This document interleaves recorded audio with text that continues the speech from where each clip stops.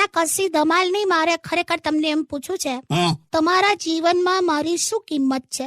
લા તું યાર તું કરોડોમાં એક છે બસ. કરોડોમાં એક છું ને, હા છે તો એ કરોડોમાંથી મને ખાલી હમણાં 2000 આપો ને, મારે શોપિંગ કરવા જવું છે. છે ને. એકદમ સ્માર્ટનેસ વાપરી. તું શું શેની શોપિંગ નું બધું કરે છે યાર? અરે ઘરનો સામાન લાવવાનો છે, બધું શોપિંગ કરવાનું છે, ઘરમાં કશું નથી. અને આટલું બધું તમારું સેવિંગ છે, શું કામનું? કયું સેવિંગ? સેવિંગ ના નામે જીવનમાં ખાલી પેલા ઓરેગોનો અને ચીલી ફ્લેક્સ ના પડીકા જ પડ્યા છે ફ્રીજમાં. સારું, ઓકે. હવે છે ને હું ઘરે જઈને દાળ ભાત બનાવું છું. તમને કઈ દાળ ફાવશે?